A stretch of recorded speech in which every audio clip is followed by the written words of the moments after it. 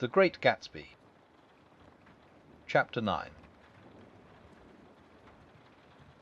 After 2 years I remember the rest of that day, and that night and the next day, only as an endless drill of police and photographers and newspaper men in and out of Gatsby's front door. A rope stretched across the main gate, and a policeman by it kept out the curious, but little boys soon discovered that they could enter through my yard, and there were always a few of them clustered open-mouthed about the pool. Someone with a positive manner, perhaps a detective, used the expression madman as he bent over Wilson's body that afternoon, and the adventitious authority of his voice set the key for the newspaper reports next morning.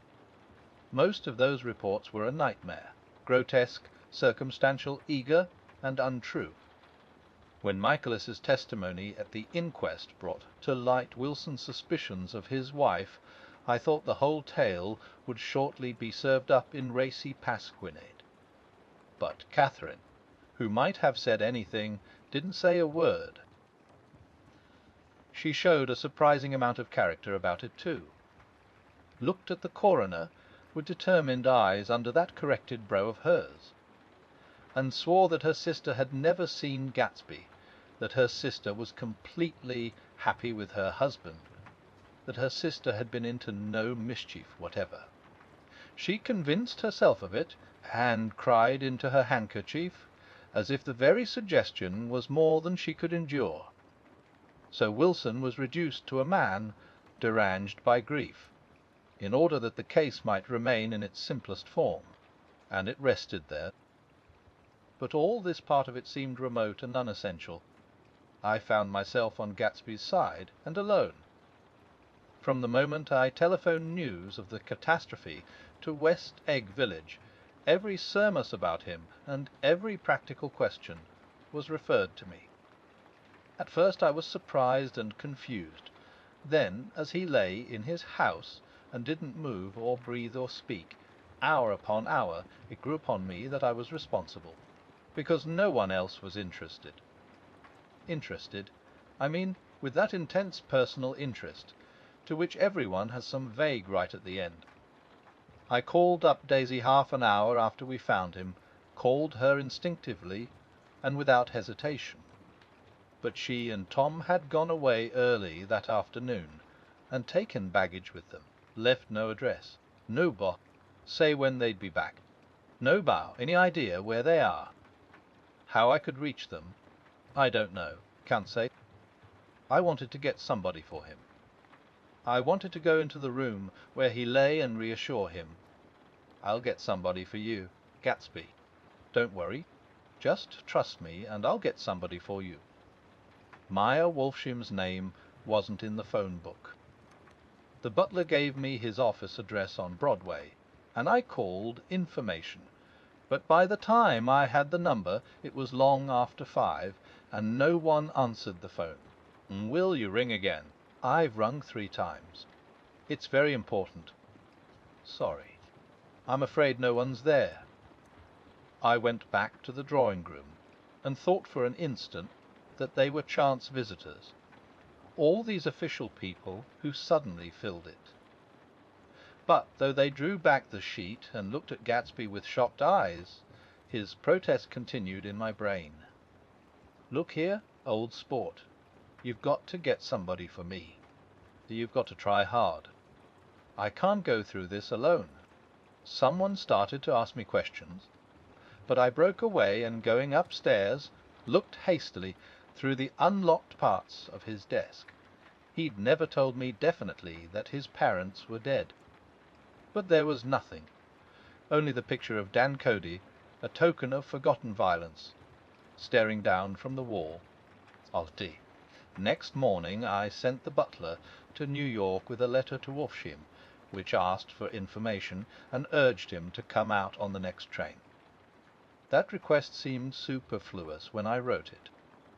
I was sure he'd start when he saw the newspapers, just as I was sure there'd be a wire from Daisy before noon. But neither a wire nor Mr. Wolfsham arrived. No one arrived except more police and photographers and newspaper men. When the butler brought back Walfsham's answer, I began to have a feeling of defiance, of scornful solidarity between Gatsby and me against them all. Dear Mr. Carraway, this has been one of the most terrible shocks of my life to me. I hardly can believe it, that it is true at all. Such a mad act as that man did should make us all think. I cannot come down now, as I am tied up in some very important business, and cannot get mixed up in this thing now.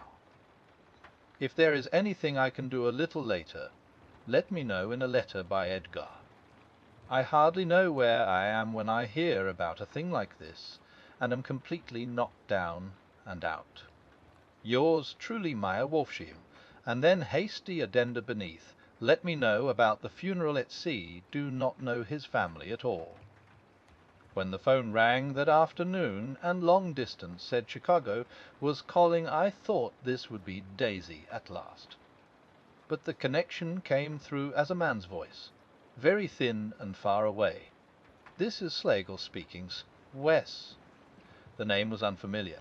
Hill of a note, isn't it? Get my wire. There haven't been any wires. Young Parky's in trouble, he said rapidly. Thea picked him up when he handed the bonds over the counter. They got a circular from New York, giving them the numbers just 5 minutes before. What do you know about that hay? You never can tell in these hick towns. Hello.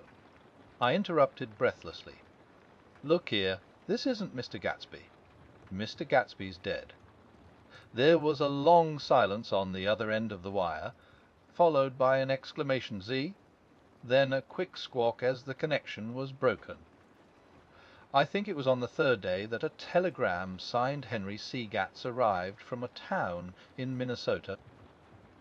It said only that the sender was leaving immediately and to postpone the funeral until he came.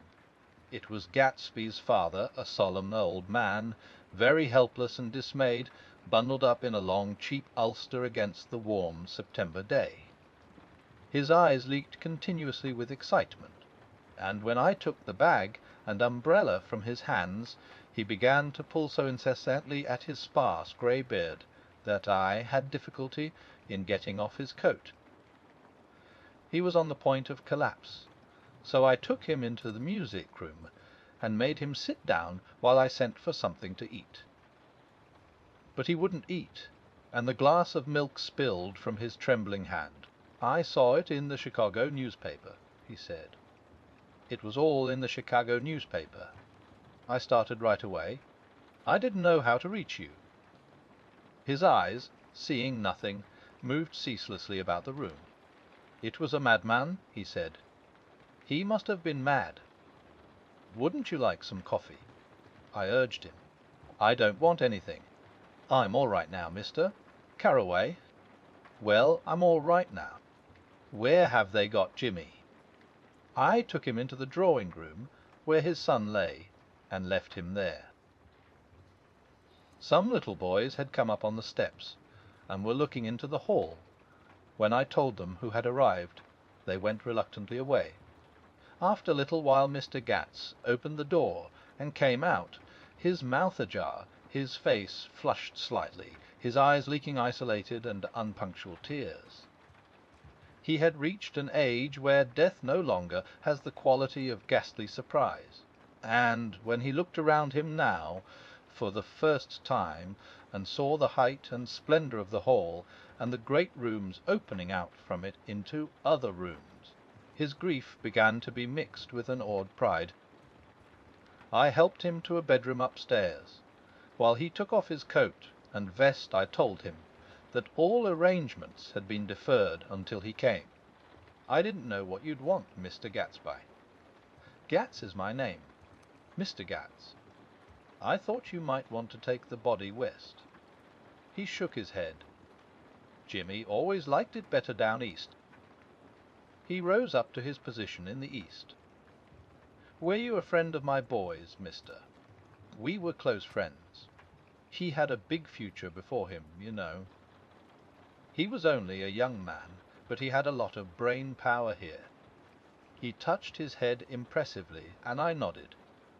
If he'd have lived, he'd have been a great man. A man like James J. He'd have helped build up the country. That's true, I said uncomfortably. He fumbled at the embroidered coverlet, trying to take it from the bed, and lay down stiffly, was instantly asleep. That night an obviously frightened person called up, and demanded to know who I was before he would give his name. "This is Mr. Carraway," I said. "Oh." He sounded relieved. "This is Klipspringer."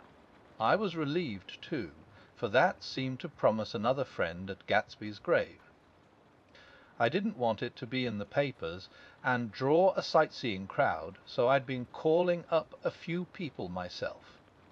They were hard to find. "The funeral's tomorrow," I said. 3 o'clock, here at the house. "I wish you'd tell anybody who'd be interested." "Oh, I will," he broke out hastily. "Of course I'm not likely to see anybody, but if I do—" His tone made me suspicious. "Of course you'll be there yourself." "Well, I'll certainly try. What I called up about is—" "Wait a minute," I interrupted. "How about saying you'll come?" "Well, the fact is—" "The truth of the matter is that I'm staying with some people up here in Greenwich, and they rather expect me to be with them tomorrow. In fact, there's a sort of picnic or something. Of course I'll do my best to get away." I ejaculated an unrestrained "Hugh-Boss," and he must have heard me, for he went on nervously. "What I called up about was a pair of shoes I left there. I wonder if it'd be too much trouble to have the butler send them on. You see, they're tennis shoes, and I'm sort of helpless without them. My address is care of B.F. I didn't hear the rest of the name, because I hung up the receiver. After that I felt a certain shame for Gatsby. One gentleman to whom I telephoned implied that he had got what he deserved. However, that was my fault, for he was one of those who used to sneer most bitterly at Gatsby on the courage of Gatsby's liquor, and I should have known better than to call him. The morning of the funeral I went up to New York to see Meyer Wolfsheim. I couldn't seem to reach him any other way. The door that I pushed open, on the advice of an elevator boy, was marked "The Swastika Holding Company," and at first there didn't seem to be anyone inside. But when I'd shouted "Hello" several times in vain, an argument broke out behind a partition, and presently a lovely Jewess appeared at an interior door and scrutinized me with black hostile eyes. "Nobody's in," she said. "Mr. Wolfsheim's gone to Chicago." The first part of this was obviously untrue, for someone had begun to whistle "The Rosary" tunelessly inside. "Please say that Mr. Carraway wants to see him. I can't get him back from Chicago, can I?" At this moment a voice, unmistakably Wolfsheim's, called "Stella" from the other side of the door. "Leave your name on the desk," she said quickly. "I'll give it to him when he gets back, but I know he's there." She took a step toward me and began to slide her hands indignantly up and down her hips. "You young men think you can force your way in here any time," she scolded. "We're getting sick and tired of it. When I say he's in Chicago, he's in Chicago. I mentioned Gatsby." "Oh." She looked at me over again. "Will you just? What was your name?" She vanished. In a moment Meyer Wolfsheim stood solemnly in the doorway, holding out both hands. He drew me into his office, remarking in a reverent voice that it was a sad time for all of us, and offered me a cigar. "My memory goes back to when first I met him," he said. "A young major just out of the army, and covered over with medals he got in the war.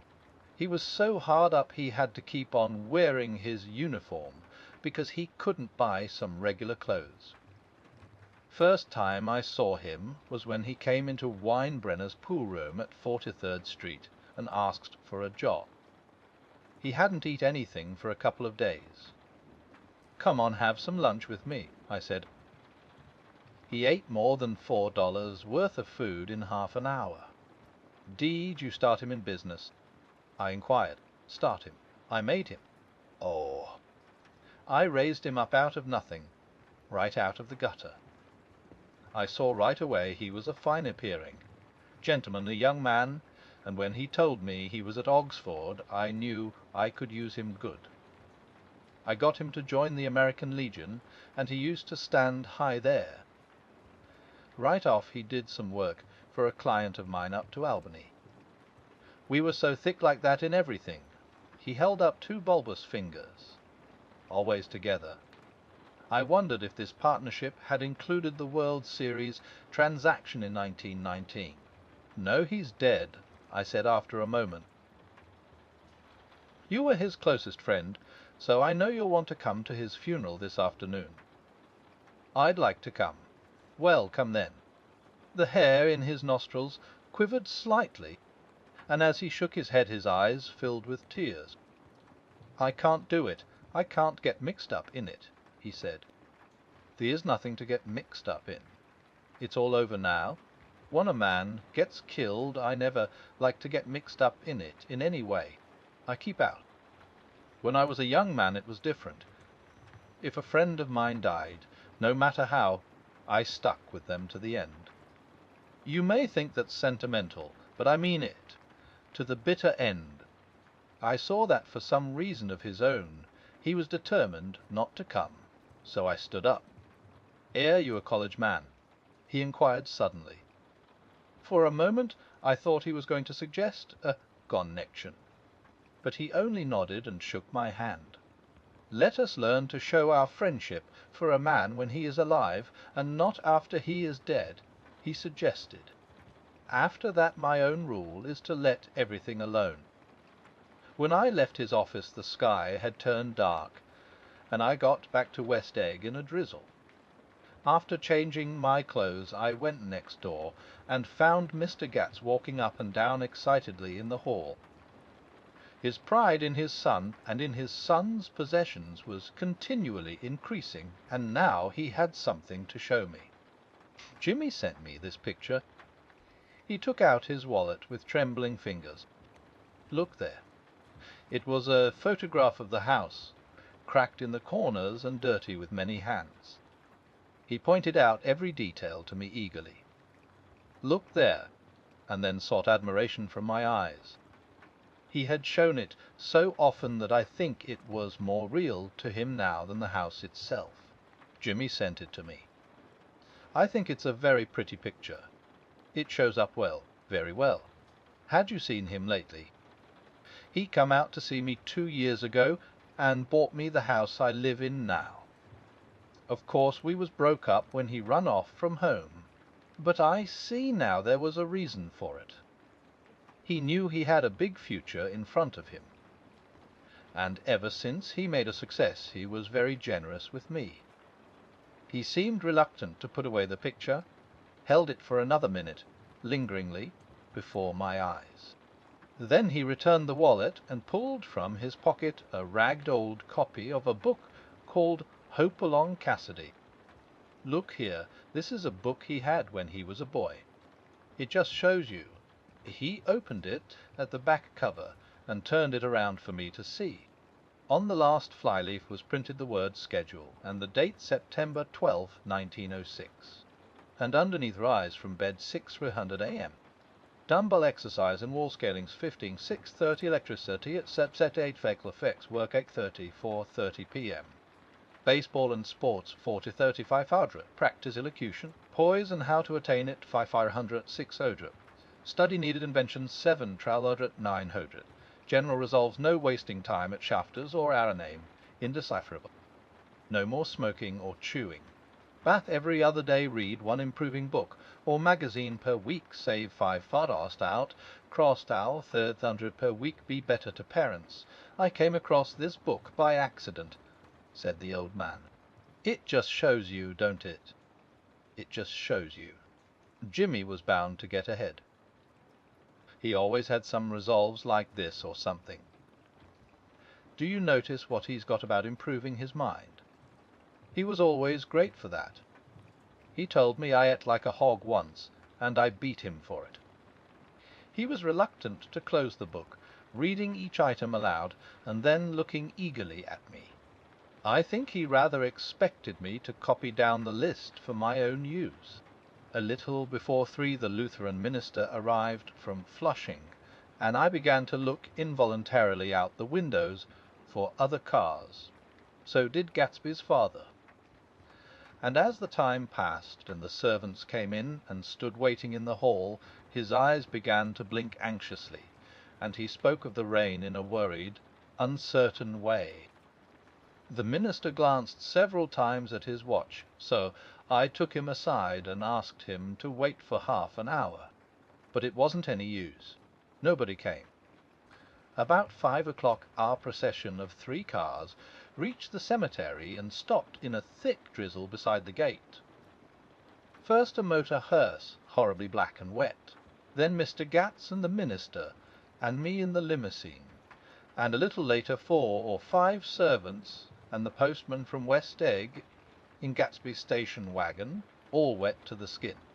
There, as we started through the gate into the cemetery, I heard a car stop, and then the sound of someone splashing after us over the soggy ground.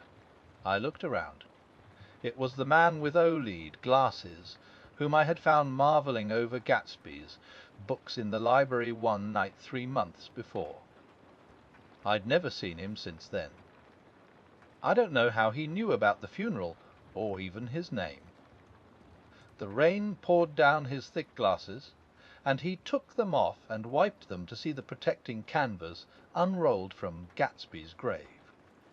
I tried to think about Gatsby then for a moment, but he was already too far away, and I could only remember, without resentment, that Daisy hadn't sent a message or a flower. Dimly I heard someone murmur, "Blessed are the dead that the rain falls on," and then the O-lead man said, "Amen to that," in a brave voice. We straggled down quickly through the rain to the cars. The Olays spoke to me by the gate. I couldn't to the house.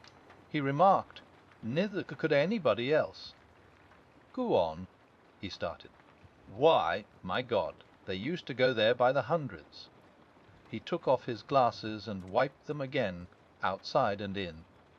"The poor son of a bitch," he said. One of my most vivid memories is of coming back west from prep school, and later from college at Christmas time.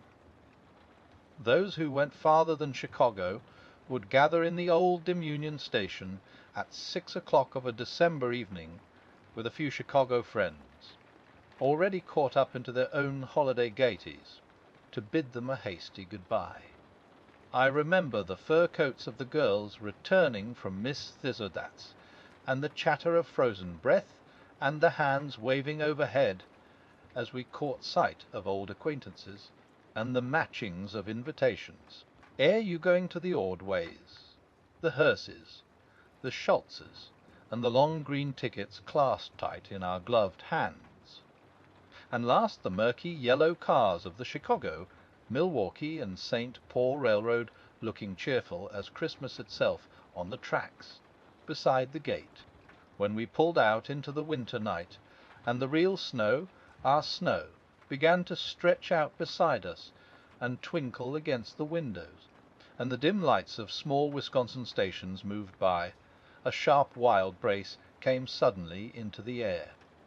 We drew in deep breaths of it as we walked back from dinner through the cold vestibules, unutterably aware of our identity with this country for one strange hour, before we melted indistinguishably into it again. That's my Middle West.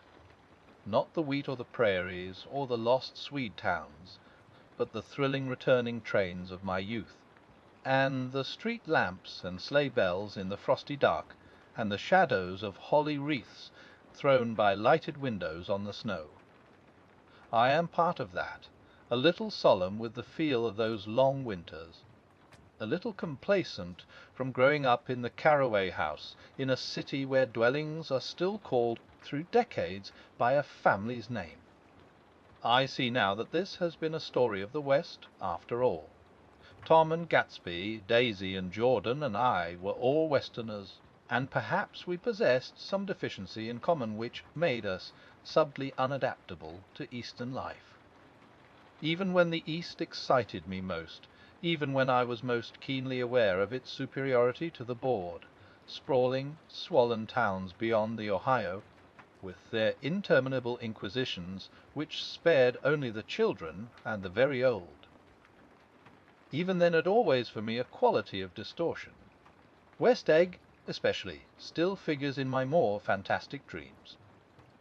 I see it as a night scene, by El Grecoco, 100 houses, at once conventional and grotesque, crouching under a sullen, overhanging sky and a lustreless moon. In the foreground 4 solemn men in dress suits are walking along the sidewalk with a stretcher on which lies a drunken woman in a white evening dress. Her hand, which dangles over the side, sparkles cold with jewels. Gravely the men turn in at a house, the wrong house. But no one knows the woman's name, and no one cares. After Gatsby's death the East was haunted for me like that, distorted beyond my eyes' power of correction.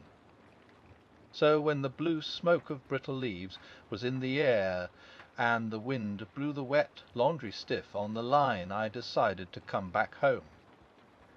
There was one thing to be done before I left, an awkward, unpleasant thing that perhaps had better have been let alone. But I wanted to leave things in order and not just trust that obliging and indifferent sea to sweep my refuse away. I saw Jordan Baker and talked over and around what had happened to us together, and what had happened afterward to me, and she lay perfectly still, listening, in a big chair. She was dressed to play golf, and I remember thinking she looked like a good illustration, her chin raised a little jauntily, her hair the colour of an autumn leaf, her face the same brown tint as the fingerless glove on her knee. When I had finished, she told me without comment that she was engaged to another man. I doubted that, though there were several she could have married at a nod of her head, but I pretended to be surprised. For just a minute I wondered if I wasn't making a mistake, then I thought it all over again quickly, and got up to say good-bye. "Nevertheless, you did throw me over," said Jordan suddenly. "You threw me over on the telephone. I don't give a damn about you now, but it was a new experience for me, and I felt a little dizzy for a while." We shook hands. "Oh, and do you remember," she added, "a conversation we had once about driving a car?" "Well, not exactly." "You said a bad driver was only safe until she met another bad driver. Well, I met another bad driver, didn't I? I mean, it was careless of me to make such a wrong guess. I thought you were rather an honest, straightforward person. I thought it was your secret pride." "I'm 30," I said. "I'm 5 years too old to lie to myself and call it honour." She didn't answer. That angry and half in love with her, and tremendously sorry, I turned away. One afternoon late in October I saw Tom Buchanan. He was walking ahead of me along Fifth Avenue in his alert, aggressive way, his hands out a little from his body, as if to fight off interference, his head moving sharply here and there, adapting itself to his restless eyes. Just as I slowed up to avoid overtaking him, he stopped and began frowning into the windows of a jewellery store. Suddenly he saw me and walked back, holding out his hand. "What's the matter, Nick? Do you object to shaking hands with me?" "Wes, you know what I think of you." "You're crazy, Nick," he said quickly. "Crazy as hell. I don't know what's the matter with you." "Tom," I inquired, "what did you say to Wilson that afternoon?" He stared at me without a word, and I knew I had guessed right about those missing hours. I started to turn away, but he took a step after me and grabbed my arm. I told him the truth, he said. He came to the door while we were getting ready to leave, and when I sent down word that we weren't in, he tried to force his way upstairs. He was crazy enough to kill me if I hadn't told him who owned the car. His hand was on a revolver in his pocket every minute he was in the house. He broke off defiantly. What if I did tell him? That fellow had it coming to him. He threw dust into your eyes just like he did in Daisy's, but he was a tough one. He ran over Myrtle like you'd run over a dog, and never even stopped his car. There was nothing I could say, except the one unutterable fact that it wasn't true. And if you think I didn't have my share of suffering, look here, when I went to give up that flat, and saw that damn box of dog biscuits sitting there on the sideboard, I sat down and cried like a baby. By God, it was awful. I couldn't forgive him or like him, but I saw that what he had done was, to him, entirely justified. It was all very careless and confused. They were careless people, Tom and Daisy. They smashed up things and creatures, and then retreated back into their money or their vast carelessness, or whatever it was that kept them together, and let other people clean up the mess they had made. I shook hands with him. It seemed silly not to, for I felt suddenly as though I were talking to a child. Then he went into the jewellery store to buy a pearl necklace, or perhaps only a pair of cuff buttons, rid of my provincial squeamishness forever. Gatsby's house was still empty when I left. The grass on his lawn had grown as long as mine. One of the taxi drivers in the village never could fare past the entrance gate without stopping for a minute and pointing inside. Perhaps it was he who drove Daisy and Gatsby over to East Egg the night of the accident, and perhaps he had made a story about it all his own. I didn't want to hear it, and I avoided him when I got off the train. I spent my Saturday nights in New York because those gleaming, dazzling parties of his were with me so vividly that I could still hear the music and the laughter, faint and incessant, from his garden and the cars going up and down his drive. One night I did hear a material car there, and saw its lights stop at his front steps, but I didn't investigate. Probably it was some final guest who had been away at the ends of the earth and didn't know that the party was over. On the last night, with my trunk packed and my car sold to the grocer, I went over and looked at that huge incoherent failure of a house once more. On the white steps an obscene word, scrawled by some boy with a piece of brick, stood out clearly in the moonlight, and I erased it, drawing my shoe raspingly along the stone. Then I wandered down to the beach and sprawled out on the sand. Most of the big shore places were closed now, and there were hardly any lights except the shadowy, moving glow of a ferry boat across the Sound. And as the moon rose higher, the inessential houses began to melt away, until gradually I became aware of the old island here that flowered once for Dutch sailors. Ice, a fresh, green breast of the New World. Its vanished trees, the trees that had made way for Gatsby's house, had once pandered in whispers to the last and greatest of all human dreams. For a transitory, enchanted moment man must have held his breath in the presence of this continent, compelled into an aesthetic contemplation he neither understood nor desired.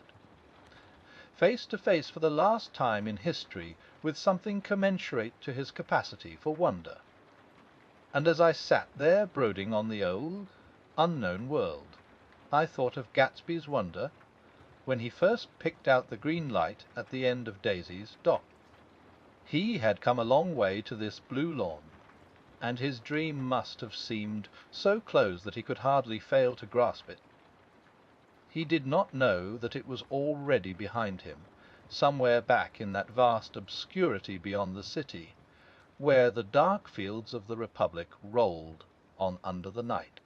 Gatsby believed in the green light, the orgiastic future that year by year recedes before us.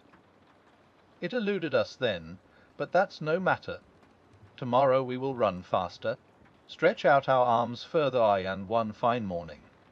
So we beat on, boats against the current, borne back ceaselessly into the past.